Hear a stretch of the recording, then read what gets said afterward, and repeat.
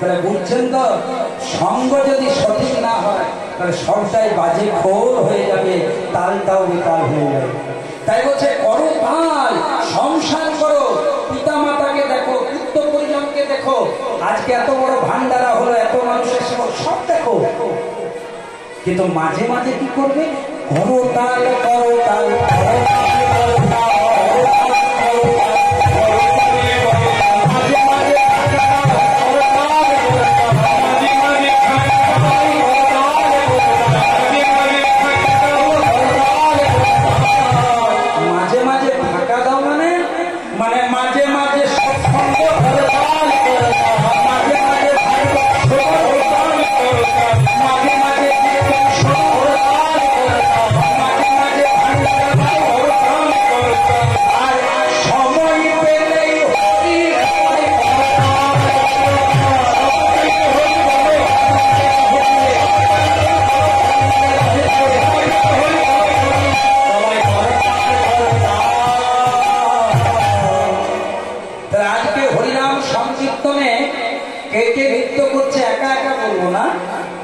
তোমাদের বাড়িতে পঞ্চতত্ত্বের ফটো আছে মায়ের?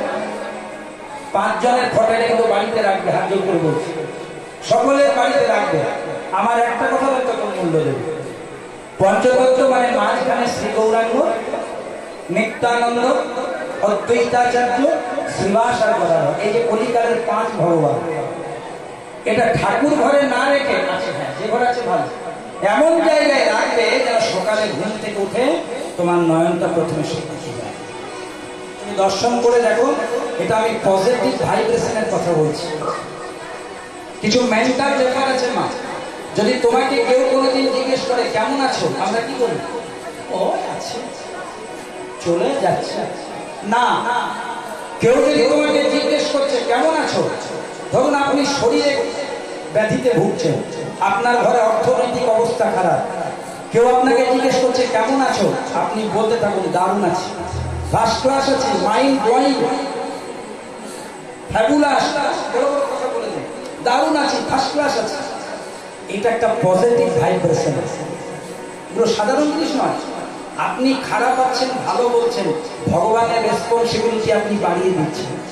ভগবান দেখছে আহারে এর হাতে 2 টাকা নেই, এত শরীরে ব্যাধি, সুগার, প্রেশার, তাও যে কেউ জিজ্ঞাসা করছে কেমন আছিস, তো বলছে ভালো আছি। একে ভালো রাখার পূর্ণ দায়িত্ব আমার।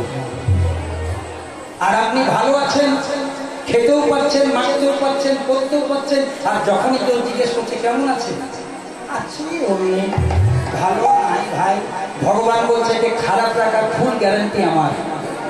তাহলে মায়েরা নিজেকে পজিটিভ করো। এটা হচ্ছে স্বামী বিবেকানন্দের কথা। First believe in yourself, then believe in God. First believe in yourself, নিজের প্রতি কনফিডেন্স তৈরি করো, বিশ্বাস তৈরি করো, তবেই তুমি একদিন ভগবানকে বিশ্বাস করতে পারবে। কারণ ভগবান শুধু দর্শনের জিনিস নয়, ভগবান হচ্ছে অনুভবের জিনিস। তাই বাড়িতে পঞ্চতত্ত্ব রাখবে। সেই পঞ্চতত্ত্ব আজ রাস মণ্ডলে রচনা করছে। খোলো করো তালে আমার পঞ্চতত্ত্ব নাচে রে, খোলো করো তালে আমার পঞ্চতত্ত্ব নাচে রে, খোলো করো তালে আমার পঞ্চতত্ত্ব নাচে রে, খোলো করো তালে আমার পঞ্চতত্ত্ব নাচে রে, খোলো করো তালে আমার পঞ্চতত্ত্ব নাচে রে। রাসলীলা হইল তো কাছে বাসি ঘোষে তাই রে, আমার রাসলীলা হইল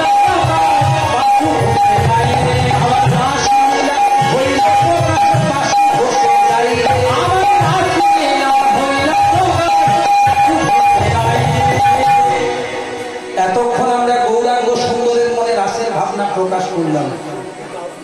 এবার আমরা মধুময়